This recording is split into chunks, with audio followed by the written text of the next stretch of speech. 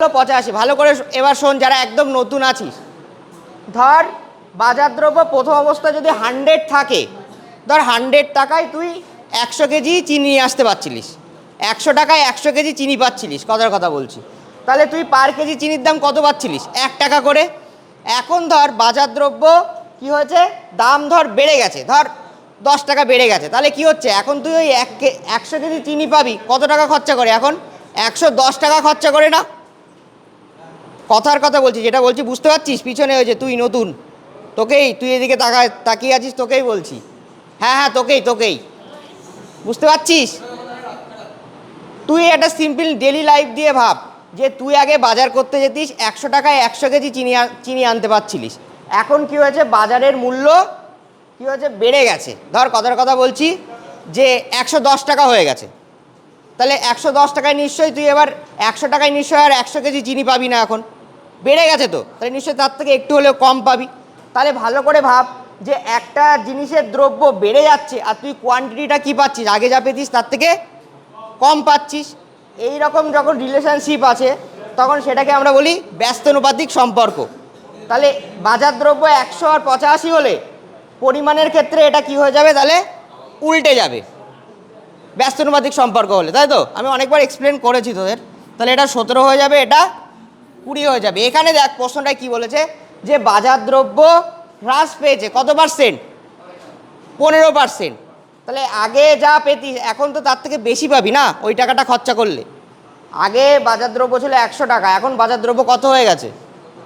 85 হয়ে গেছে না? 15% কমে গেছে।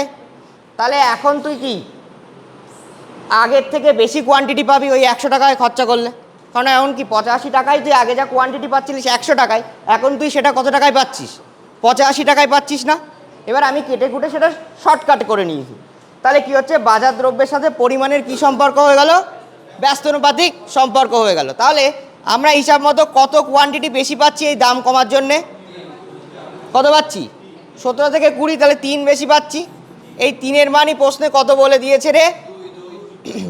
দেখ প্রশ্নে কত বলেছে, অ্যাকচুয়াল মানটা কত বলেছে প্রশ্নে? 2 কেজি বেশি পাচ্ছি। প্রশ্নটা পড়। এইগুলো তো আমাদের নিজস্ব ধরা মান ছিল, অ্যাকচুয়ালি প্রশ্নের তো একটা মান বলে দিয়েছে, সেটা কত? 2, তাই তো? সেটা কত? 2। তাহলে 3-এর ভ্যালুই কত হবে? 2। তাহলে 1-এর মান কত? 3-এর মান যদি 2 হয় তাহলে 1-এর মান কত? 2/3। এটুকু কি বুঝলি? হ্যাঁ, দেখ ভালো করে, 3-এর মান যদি 2 হয়, 1-এর মান হচ্ছে 2/3। তাহলে আমার বলেছে প্রকৃত মূল্য কত? প্রকৃত মূল্য এখানে আমরা কত পেয়েছিলাম? প্রকৃত ব্যবহার কত করতে পারছিলাম? 17। তাহলে 1-এর মান যদি 2/3 হয় তাহলে 17-র মান কত হবে রে? গুণ হয়ে যাবে না? 2/3 × 17।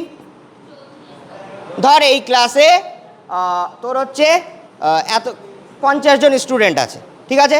তুই প্রত্যেকটা স্টুডেন্টকে, পার স্টুডেন্টকে, একটা স্টুডেন্টকে 2/3 করে চকলেট দিচ্ছিস। তাহলে যদি 50 জন স্টুডেন্ট থাকে তাহলে কী হবে টোটাল চকলেটের পরিমাণ? 2/3 × 50 হবে না, তাই তো? তাহলে এক্স্যাক্টলি এটাও তাই, বুঝেছিস? তাহলে আমরা কি পেয়ে গেলাম এই 17 দিয়ে? এখানে যদি আমরা 1-এর মান 2/3 পাই তাহলে 17-র মান কত পাবো? 2 × 17/3, তার মানে কত হলো? 34/3। তাহলে এই যেটা পেলাম এটাই আমার কি হলো, আগে ব্যবহৃত আমার পরিমাণ। আগে আমরা এই পরিমাণটা ব্যবহৃত করতে পারছিলাম। এবার আমার টাকা কত বলে দিয়েছে? টাকা বলে দিয়েছে না 30 টাকায় কতটা পাচ্ছে। তাহলে আমি কি বলেছিলাম, যে প্রত্যেক দ্রব্যের পরিমাণ আমরা কি করে বার করতে পারি? যে টাকা বাই মোট পরিমাণ। তাহলে টাকা কত ছিল? এখানে টাকা প্রশ্নে কত বলে দিয়েছে? 30 টাকা। আমরা ব্যবহার কত করতে পারছিলাম প্রথম অবস্থায়? প্রকৃততে 34/3। এখন তো এটা 34/3 হয়ে গেছে। 17 ছিল কিন্তু সেটা আমাদের নিজস্ব ধরা মান ছিল, সেটাকে তো গুণ করার পরে 34/3 হয়ে গেছে। তার মানে 30/34/3। তাহলে কি হয়ে যাবে? এই 3 কি ওপরে চলে যাবে না যাবে না? যাবে।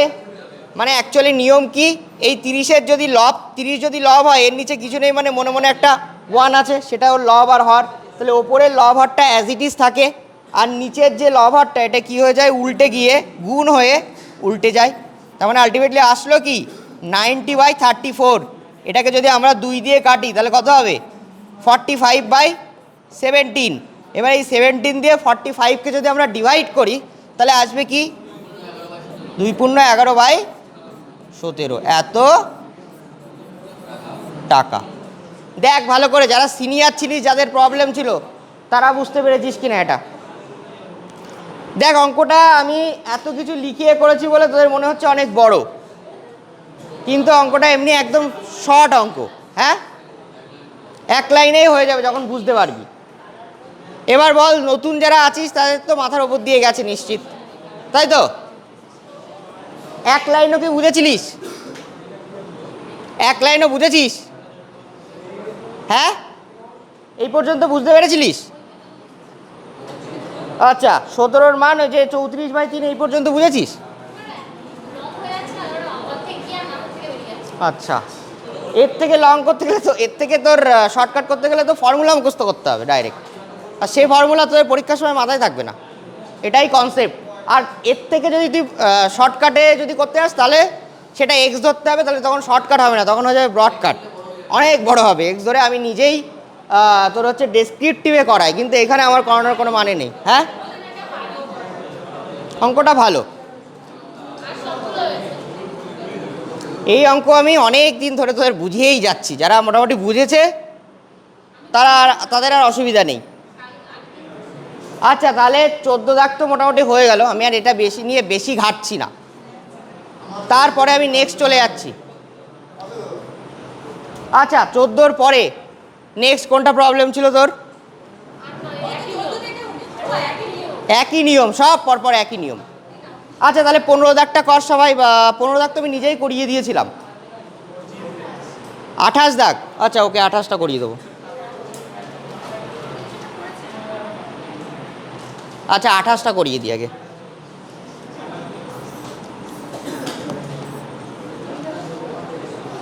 তো এর সমস্যা, মেন প্রবলেম যেটা হচ্ছে সেটা হচ্ছে বেসিকের প্রবলেম। এবার যখন আমি বেসিক বলছি তখন প্রত্যেকটা লাইন ভেঙে করছি, তখন বলছে আবার বড় হয়ে যাচ্ছে। সমস্যাটা বিরাট সমস্যা ম্যাক্সিমাম। প্রথমত বেসিকের প্রবলেম, যে কোনটা উল্টে যায় কোনটা নিচে আছে সেটাও বুঝতে পারছিস না। যখন আমি আবার ওটা ভেঙে করছি তখন মনে হচ্ছে আবার বলছিস বড় হয়ে যাচ্ছে, তো সব দিকে জ্বালা। 28 কি একটা বললো এখানে প্রবলেম আছে?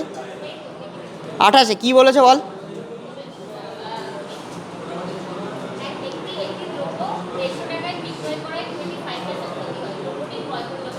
তো একদম ইজি অঙ্ক, ওটা দেখে নে। 28 দাগ একদম ইজি। আচ্ছা, 30 দাগে অনেকের প্রবলেম ছিল, পিছনে দেখলাম খাতায় যখন চেক করছিলাম। হ্যাঁ, 30টা আমি আগের দিন কার একটা খাতায় যেন করিয়ে দিয়েছিলাম দুটো নিয়মে। হ্যাঁ, বুঝে দিয়েছিস? ওকে, তাহলে 30 দাগটা আমি একবার করিয়ে দিচ্ছি তোদের। 30 দাগ অনেকের হয়নি, আজকে সেকেন্ড চ্যাপ্টারের লাস্ট যেগুলো হয়েছিল 15 পর্যন্ত, তারপর থেকে। আচ্ছা, 30 দাগে কী ছিল আমাকে একবার বল। অনেকের প্রবলেম হয়েছে দেখলাম, 30টা পারিসনি। এই যে পিছনে খুব গল্প করছিস, অঙ্ক করার বেলায় দুটো অঙ্ক করে নিয়ে এসছিস, আর গল্প মোটামুটি বিশাল। এই যে তুই তো নতুন মনে হচ্ছে, গল্প তো সেই করছিস, দেখছিস? আমি তো মনে হলো না তুই দেখছিস। হ্যাঁ, এক ব্যক্তি 10টি কমলা লেবু 8 টাকায় কিনে প্রতিটি 1.25 দামে বিক্রি করলে শতকরা কত লাভ করবে?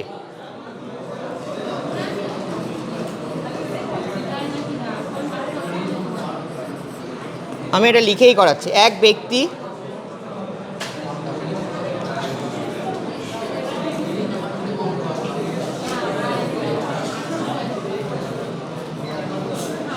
দশটি কমলা লেবু 8 টাকায় কিনে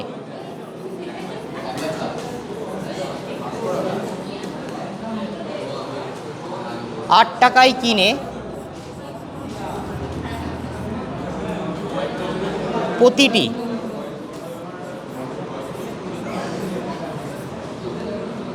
1.25 টাকায়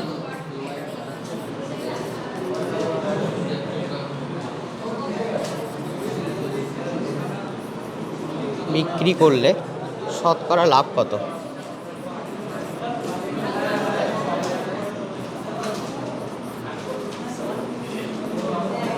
এটা কার বই? বইটা কার ছিল এটা?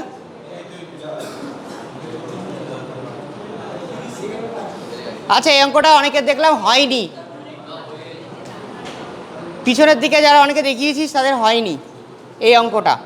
দেখ, একটা ব্যক্তি 10 টাকায় 10টা কমলা লেবু, আমি ওপরে লিখছি কমলা লেবু, বা কোয়ান্টিটিও লিখতে পারিস,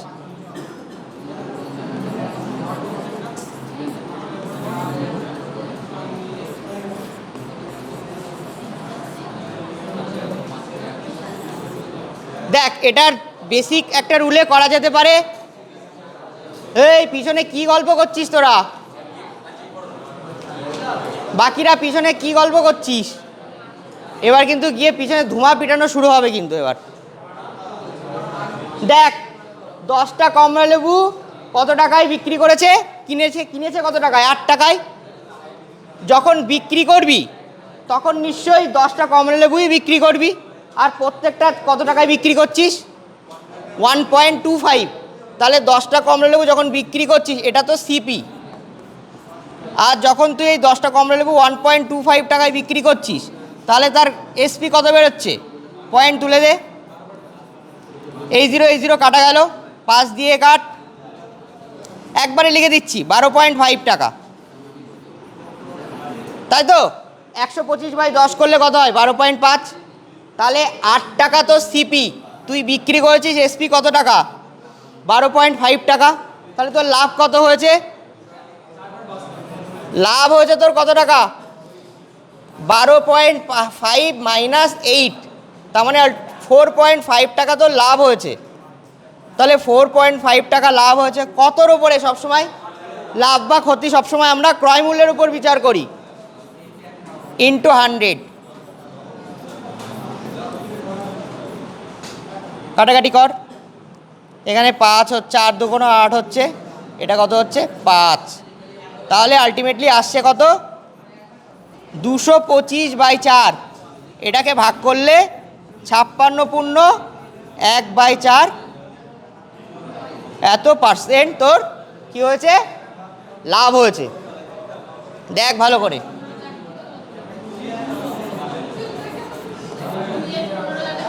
তাহলে এই অঙ্কটা কারোর সমস্যা ছিল যারা যারা, তারা দেখ বুঝতে পেরেছিস কিনা ভালো করে, কে কে বুঝেছিস? যারা আগের দিন ছিলিস ক্লাসে, করতে পারিসনি যারা, তারা দেখ এটা বুঝতে পেরেছিস কিনা। যারা ক্লাসে ছিলিস, যারা করতে পারিসনি, তারা দেখ এই অঙ্কটা বুঝেছিস কিনা। বুঝতে কি পেরেছিস? না পারলে আবার বল। কে কে বুঝতে পারিনি একটু হাত তোল পিছন দিকে, কারণ অনেকে করিসনি। আরেকবার বলবো, তাই তো? দেখ, 10টা কমলা লেবু তুই কত টাকায় কিনে নিয়ে এসছিস? 8 টাকায়। 10টা কমলা লেবু তুই 8 টাকায় কিনে নিয়ে এসছিস। এবার তুই যখন বিক্রি করবি, নিশ্চয়ই ওই 10টা কমলা লেবুই বিক্রি করবি। এবার প্রত্যেকটা কমলা লেবু, এক একটা কমলা লেবুর দাম বলেছে 1.25 টাকায় তুই বিক্রি করছিস। তাহলে 10টা কমলা লেবুর জন্য কত টাকা হবে? 10 × 1.25 টাকা। তার মানে আলটিমেটলি এটা গুণ করলে, ক্যালকুলেট করলে দেখা যাচ্ছে 12.5 টাকা আসছে। তাহলে 8 টাকায় তুই কিনেছিস, 12.5 টাকায় তুই বিক্রি করছিস, তাহলে তোর লাভ কত টাকা হচ্ছে? 12.5 মাইনাস 8, তার মানে কি তোর হচ্ছে 4.5 টাকা লাভ হচ্ছে, তাই তো? তাহলে 4.5 টাকা লাভ হচ্ছে। কার সাপেক্ষে লাভ বা ক্ষতি? সবসময় কার রেসপেক্টে করি? কস্ট প্রাইস, ক্রয় মূল্য সাপেক্ষে। বাই কি হচ্ছে 8, সেজন্য আমি 8 লিখেছি নিচে, ইন্টু কত? 100। ক্যালকুলেট করে আমাদের ভ্যালু এসছে 56.1/4 শতাংশ। বুঝতে পারলি ব্যাপারটা? চলো, তাহলে এটাও হয়ে গেল। সেকেন্ড চ্যাপ্টারের কতদূর করেছিলাম? 15 পর্যন্ত। সেকেন্ড চ্যাপ্টারের কতদূর হয়েছিল? তাহলে আজকে 15-র পর থেকে শুরু করব সেকেন্ড চ্যাপ্টারের। এইভাবে রেগুলার কাজ করে নিয়ে আসবে। এই যে তুই কাজ যদি না করেছিস, আর তোর ক্যালকুলেশনেও সমস্যা, আগের দিন ক্লাসে ক্যালকুলেশনের জন্য যখন ক্লাস করলাম তুই ছিলিস না কেন? হ্যাঁ, তোদের রুমে কেউ ছিল না? আচ্ছা, তোদের রুমে সবাই অঙ্ক পারে, তাহলে তুই অঙ্ক শিখে যাবি তাদের কাছ থেকে। যদি শিখিস তাহলে ওকে, তাহলে কোনো সমস্যা না। কিন্তু তুই যদি না শিখিস, তাহলে সেক্ষেত্রে তোরই ক্ষতি হচ্ছে। তোর ক্ষতি বা লাভ তোরই বুঝতে হবে। আলটিমেটলি আমরা কিছুই না, একটা টাইমে তোরই রিগ্রেট ফিল হবে যে না আমি ওই সময় এসে ক্লাস করিনি।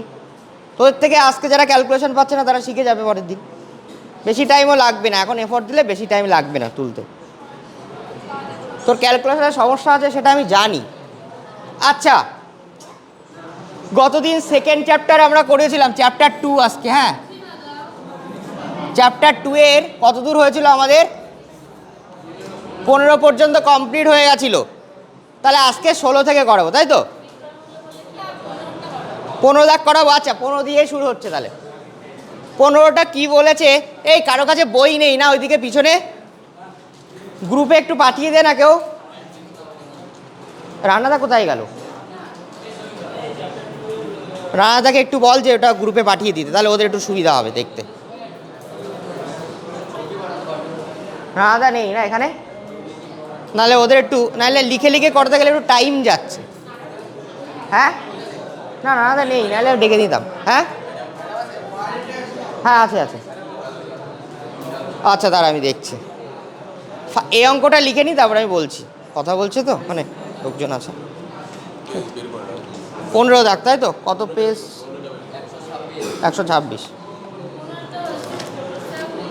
আচ্ছা, 15টা আমি বুঝিয়ে দিচ্ছি, তারপরে 16 থেকে কন্টিনিউ করা শুরু করবি। Second chapter. হ্যাঁ হ্যাঁ, এবার আমরা 15 দাগে চলে যাচ্ছি।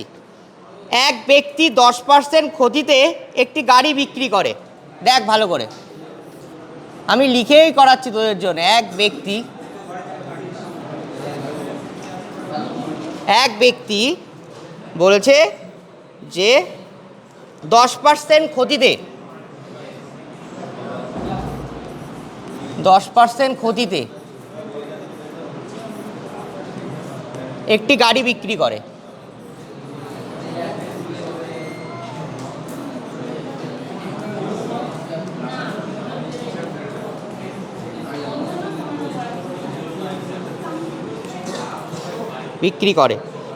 গাড়িটি যদি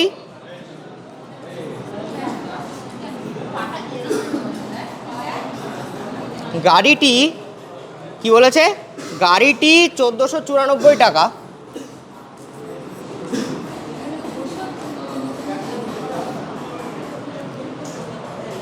বেশি মূল্যে বিক্রি করলে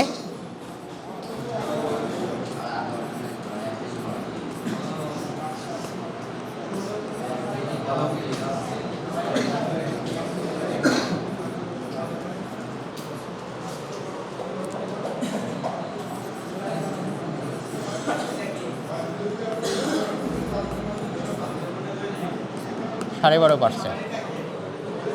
তাহলে গাড়ির ক্রয় মূল্য চেয়েছে।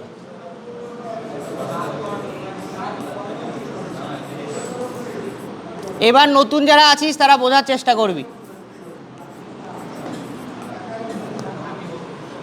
এটা নেই।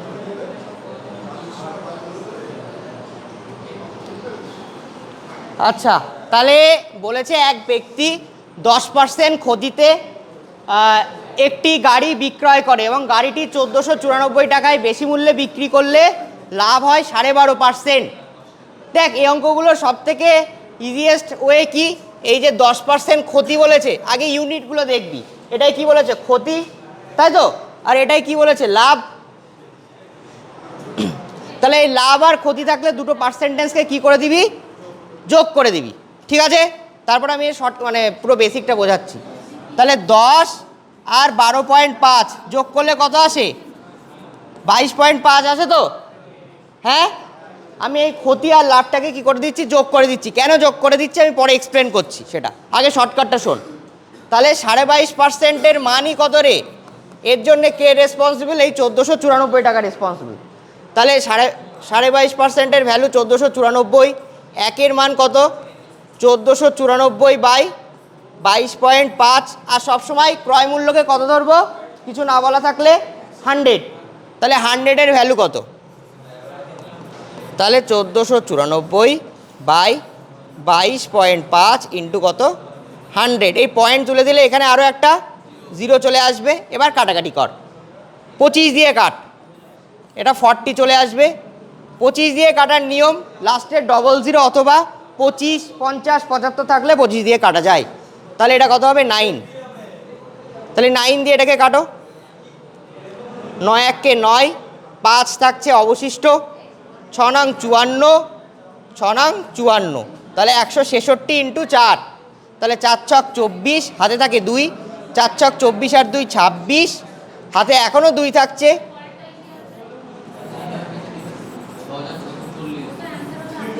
এত টাকা ক্রয় মূল্য। দেখ এবার এই অঙ্কটা শর্টকাট প্রসেস হচ্ছে এইটুকুই।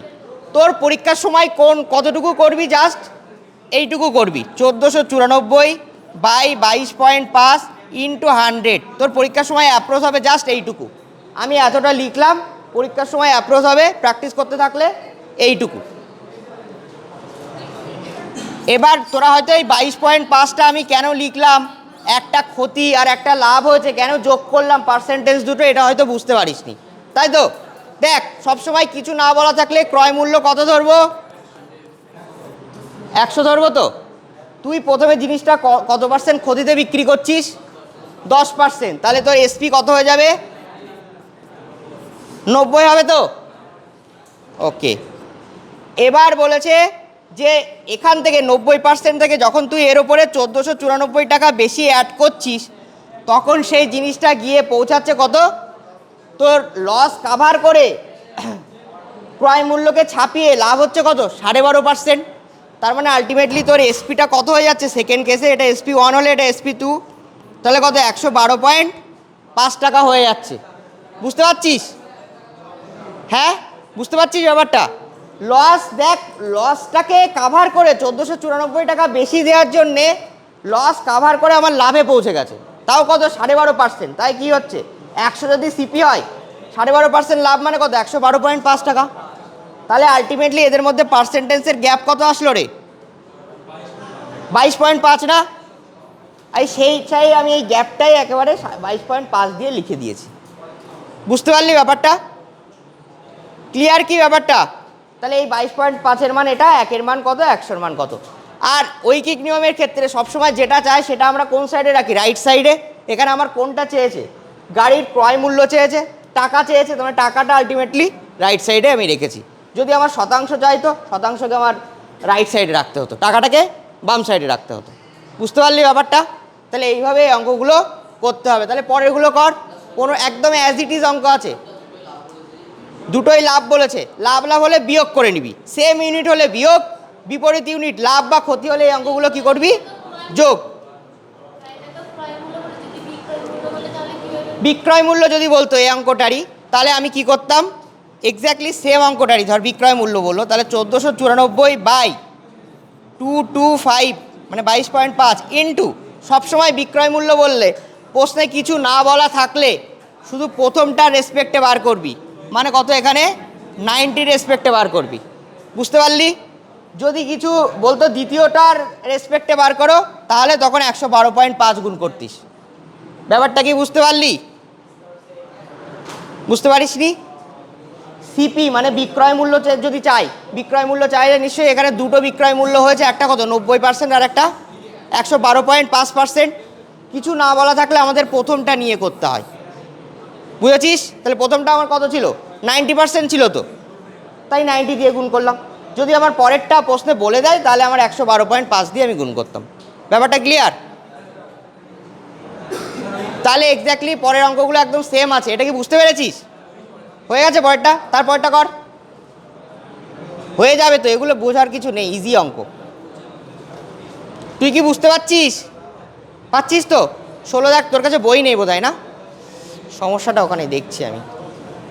ও রানাদা, বলছি ওই গ্রুপে এই বইয়ের ছবিটা একটু পাঠিয়ে দাও তো, ওই এর কাছ থেকে ছবি তুলে, কারো কাছ থেকে একটা, তাহলে ওদের একটু সুবিধা হয়, যারা নতুন এসছে ওদের কাছে বই নেই, ওদের কাছে বই নেই।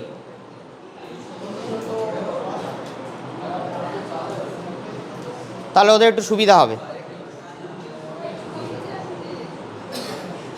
আচ্ছা তাহলে এটা কি বুঝেছিস? তাহলে 16 দাগটা করতে থাক, সব পরেরগুলো করতে থাক।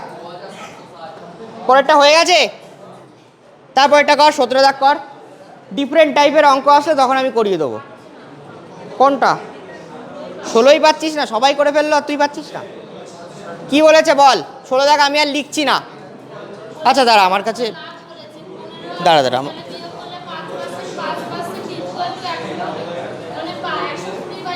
তার মানে 8, 5% ইকস টু কত বলেছে? ও 120 বলেছে, আচ্ছা তাহলে 24। হ্যাঁ, বিক্রয় মূল্য সরি 24। হ্যাঁ, কি বলেছে বিক্রয় মূল্য? কি বলেছে প্রথম অবস্থায় লাভ কত বলেছিল? হ্যাঁ, 15% লাভ প্রথম অবস্থায়, আর তারপরেরটায় 20% লাভ। তাহলে এটাকে কত দিয়ে গুণ করবি? 115 গুণ করবি। প্রথম অবস্থায় আমি কি বললাম? কিছু না বললে অলওয়েজ ফার্স্ট এসপিটা নিয়ে করবি, বললাম না আমি? তাহলে 115 ইন্টু 24 করলে আমার অ্যান্সার মিলে যাবে। তাহলে এটাকে আমরা কি করতে পারি? 23 ইন্টু 12ও লিখতে পারি এই গুণটাকে। 3 দুগুণ 6, 2 দুগুণ 4, আর এদিকে হচ্ছে 3 7, 2 1 কে 2। এটার কি এটা আছে অ্যান্সার? হয়ে গেল, তাহলে এটাই অ্যান্সার। প্রশ্ন কি ভুলভাল বলেছে ও? এটা আছে? ওকে, তাহলে এটাই হবে।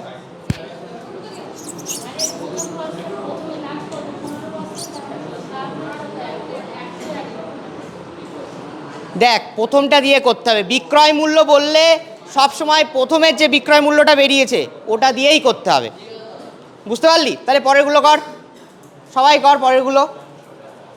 যারা রেগুলার ক্লাস করছিস ওদের আজকে সমস্যা হবে, ওরা ফার্স্ট দিন এসছে, কিন্তু তোরা মোটামুটি এই ক্লাস তো করছিস যারা, মোটামুটি তাদের এখন অসুবিধা হওয়ার কথা না। হ্যাঁ, কি খবর তোর? হ্যাঁ, ঠিক আছে, তাহলে পরেরগুলো করতে থাক। 16 দাগ কমপ্লিট। তাহলে 100 একবার 100 করবি, আর প্রথম কেসের যে বিক্রয় মূল্যের যে কন্ডিশনটা বলেছে সেটা দিয়ে গুণ করবি, দুটোই বেরিয়ে যাবে।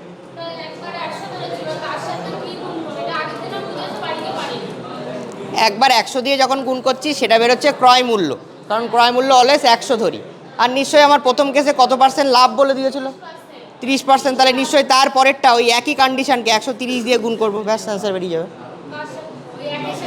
যেটা ছিল এটার সাথে যার সাথে 100 দিয়ে গুণ করেছিস, হ্যাঁ সেম কন্ডিশন, জাস্ট 130 দিয়ে গুণ। তাহলে এগুলো হয়ে গেল, বুঝতে পারছিস তোরা? হ্যাঁ, তোদের কাছে হয়তো বই নেই, সমস্যাটা মেন সমস্যাটা এটাই।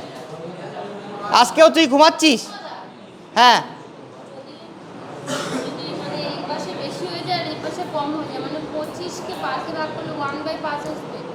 25কে, ও আচ্ছা 25 ইকুয়ালস টু 5 বেরিয়েছে। হ্যাঁ, তাহলে 1/5। হ্যাঁ, তাহলে 20 হবে, যদি দেখ অপশানে আছে কিনা। করে দিচ্ছি। কত দাগ আছে রে? 18 হয়ে গেছে তোদের সবার?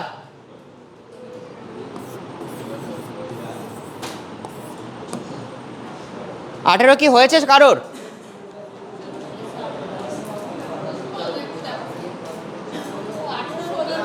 ষোলো দাগ।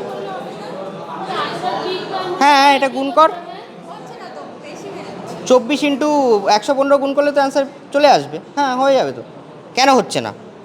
গুণে ভুল করছিস। 115 ইন্টু 24 গুণে ভুল করছিস। গুণটা ভালো করে কর, দরকার হয় প্লেন নিয়মে কর। আচ্ছা, গুণের জন্য তোদের শর্ট ট্রিক শেখাইনি? শেখাতে হবে এগুলো একবার। কাটাকাটিতে তো অনেকের সমস্যা, ওটাই তো একে একে যে শেখাবো তখন মানে সেই বেরিয়ে গেছে। গুণ কর, গুণ করলে বেরিয়ে যাবে। 18 টাকা সমস্যা হচ্ছে সবার। 18 টাকা বেরিয়েছে, হচ্ছে না? তাহলে ভুল করছিস তোরা কিছু হয়তো, বা অ্যান্সার ভুল। হ্যাঁ হ্যাঁ বল। 17 হয়নি? আচ্ছা, তাহলে আগে 17 করিয়ে 18 করাবো। দেখ 17 তো ইজি আছে, কোথায় ভুল হচ্ছে দেখ, আমি বলে দিচ্ছি, ওরা সবাই করে ফেলেছে। কোথায় ভুল করছিস দেখি? হচ্ছে না তোদের 17? আচ্ছা দেখ, তাহলে আমি 17 হচ্ছে না, তাই তো? আচ্ছা, আমি 17 থেকেই করাই। ওকে ওকে ওকে, চলো 17 থেকেই করাচ্ছি।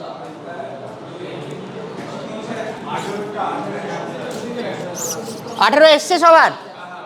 বাহ, এই তো হয়ে গেছে ওর। হ্যাঁ কি হয়েছে? বাড়িতে করছিস না? হয়ে গেছে। দেখ 17 আমি একবার বলে দিচ্ছি, এক হকার 30% লাভে বিক্রি করে লেবু, তাই তো? আমি ভাষা ভাষা লিখছি এবার, লেবু 30% লাভে বিক্রি করছে, পুরো আমি লিখছি না।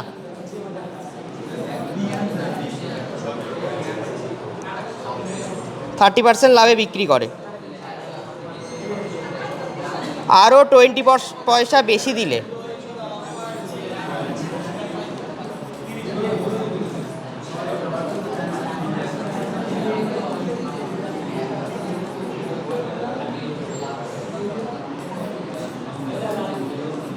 আরও 20 পয়সা বেশি দিলে, আরও 20 পয়সা বেশি দিলে 50% লাভ হতো।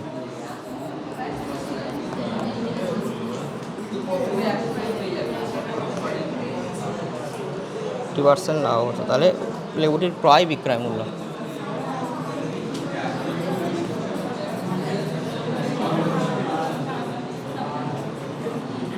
এটা হয়নি তাই তো? তারপরে আমি 18 করিয়ে দিচ্ছি। 18 তো ইজি আছে, তোরা ভুলভাল করছিস। দেখ একজন কি বলেছে, লেবু বিক্রেতা 30% লাভে লেবু বিক্রি করছে, তাই তো? তাহলে 100 যদি আমার ক্রয় মূল্য হয়, আমি পুরো ভেঙেই করাচ্ছি, তাহলে এসপি কত হবে? 130 হবে না? তারপরে বলেছে সে যদি আরও 20 পয়সা বেশি দামে বিক্রি করে, তাহলে কি এখানে যদি আরও 20 পয়সা বেশি দামে বিক্রি করে, তাহলে সেক্ষেত্রে ওর লাভ কত হচ্ছে? 150 হয়ে যাবে। 50% বেশি হচ্ছে মানে কি 100 থেকে 150 হয়ে যাচ্ছে, তাই তো? কেন হচ্ছে? এই 20 পয়সার জন্যে। তাহলে আলটিমেটলি এখান থেকে গ্যাপ কত আসছে? 20। তাহলে 20-র মানই আমরা বলতে পারি না 20%-এর ভ্যালুই হচ্ছে 20 পয়সা। তাহলে 1%-এর ভ্যালু কত? 20/20। তাহলে 100 যেটা সিপি, আমার সিপির ভ্যালু কত হবে? 100 হবে। 20/20 মানে 1, তার মানে ইন্টু 100 করলে 100ই পড়ে থাকবে। তাহলে এটা বেরিয়ে গেল কি ক্রয় মূল্য। এবার এখানে যদি বিক্রয় মূল্য বার করতে বলতো, তাহলে জাস্ট বিক্রয় মূল্য বার করতে বললে কি করতাম? 1-এর মান হচ্ছে 20/20। তাহলে বিক্রয় মূল্য সবসময় কোনটা নিয়ে করতে হবে? এটা নিয়ে করতে হবে, তাই তো? প্রথম কেসটা নিয়ে করতে হয়। বিক্রয় মূল্য কিছু না বলা থাকলে কত হবে? 130 নিয়ে করতে হবে, প্রথমটা নিয়ে করতে হবে, ঠিক আছে? তাহলে এখানে 130 দিয়ে গুণ কর, এই 0 0 কাটা, এটা কাটা, তার মানে আলটিমেটলি কত দাঁড়াচ্ছে? 130 পয়সা। তাহলে এটা বেরোলো ক্রয় মূল্য, এটা বেরোলো বিক্রয় মূল্য।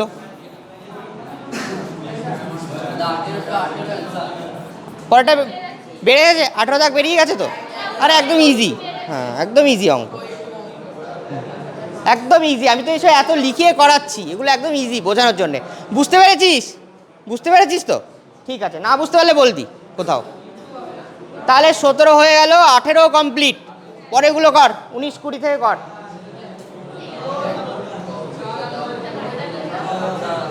এই যে পিছনে তোদের কি হাল রে?